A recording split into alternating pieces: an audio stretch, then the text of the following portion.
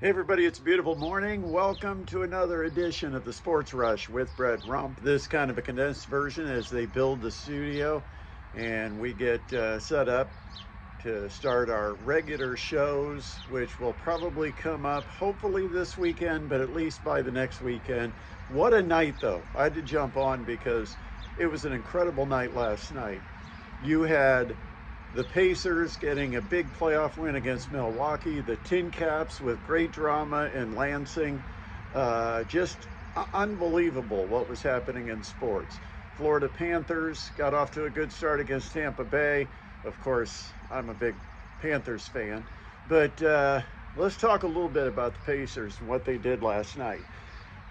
First of all, took control of this game, looked like the better team from the beginning, consistently had anywhere from an 8 to 15 point lead through most of the contest.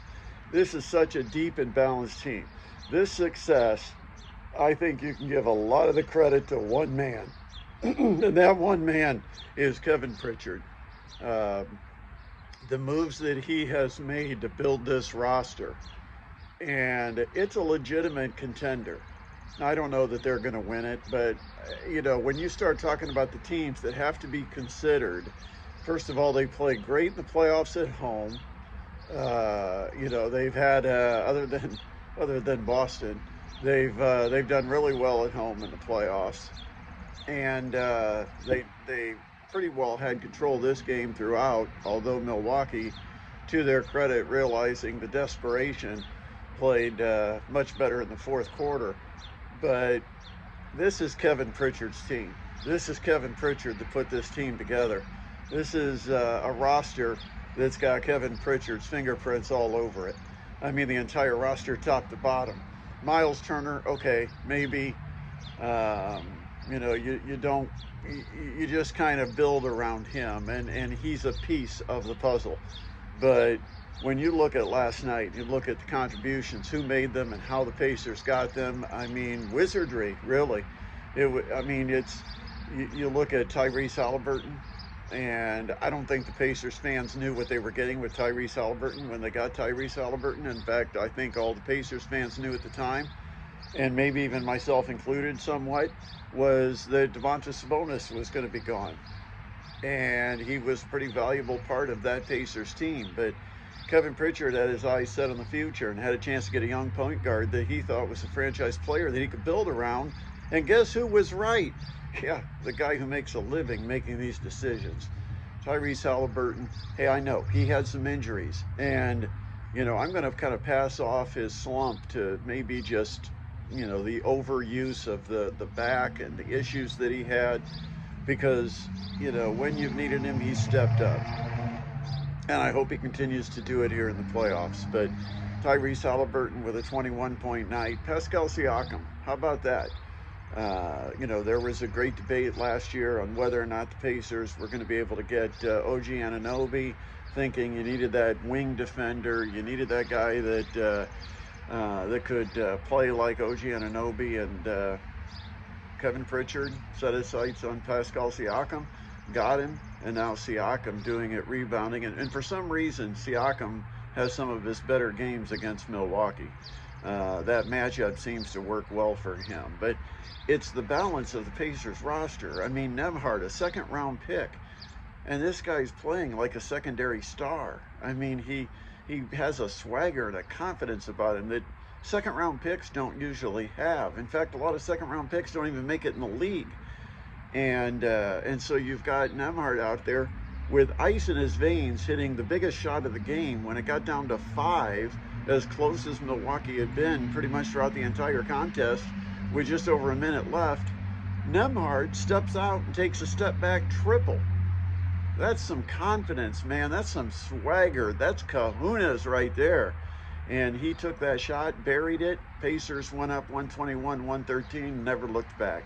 You find him second round of the draft, and then Aaron Nesmith. I think a lot of people would be surprised to think about Nesmith being a starter on this team. I think when he got picked up from Boston, he was kind of a throw-in I don't think there was a lot of hopes that he was going to be not only a significant contributor, but a starter. Picking up Obi Toppin to provide some backup at that 4 position. Ben Matherin, what he has been able to do, and he's going to continue to develop. But when you look at the roster as a whole, it's just amazing what Kevin Pritchard's been able to do. And now a 2-0 lead heading to Milwaukee. Milwaukee's just looking like a B team that doesn't have answers for the Pacers. You watch them in the post-game presser. And what a great crowd in Indianapolis. Man, oh man, Pacers fans, give yourselves a hand, because it was a difference maker. 6 men do exist. And we saw it last night in Indianapolis. That place was rocking. Great atmosphere as the Pacers take the 2-0 lead. All right, how about those crazy TinCaps? And we just saw last night everything that we've been told about Leo Vries. Unbelievable night for the #1 prospect in the Padres system. Leo Vries goes 5 for 5, and he does it with a cycle mixed in. 2 home runs, a triple, a double, a single, and a franchise record 8 runs batted in. Unbelievable for Leo Vries. And to come up in the 9th inning and get a chance to bat when he possibly wouldn't have batted, but he gets a chance to bat, and all he does is drill one into the right field corner that takes a sharp carom, which shoots it past the right fielder, and there it was. Leo Vries' speed. He was going for 3, and he had his cycle. The TinCaps in a crazy game. It was 9-2 Lansing, and then the TinCaps score 3 in the 5th, 3 more in the 6th, 5 in the 7th. I mean, that was nuts. 11 straight runs to take a 13-9 lead. Lansing ties it with 4 in the bottom of the 8th. TinCaps come back and take a 2-run lead in the top of the 9th.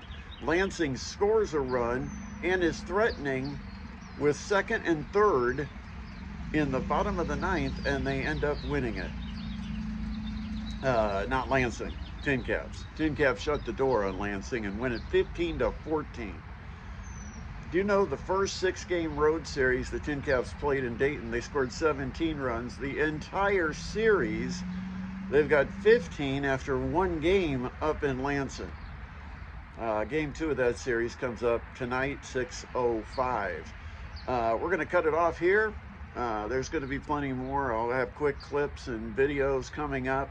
But do subscribe. Make sure you do that before you leave here today. Make sure you subscribe to this channel, because we've got some exciting things coming up and in store in the future. So get your finger on the button. Subscribe to the Sports Rush with Brett Rump. And that is it for this morning. Beautiful sunrise out here. Had to wait until the sun came up so I had some light to be able to do the video. So now the sun has just come up, and it's gorgeous out here. A little cool, but it'll warm up quickly. So have a great day. Enjoy your hump day, and we'll be in touch soon. Thanks.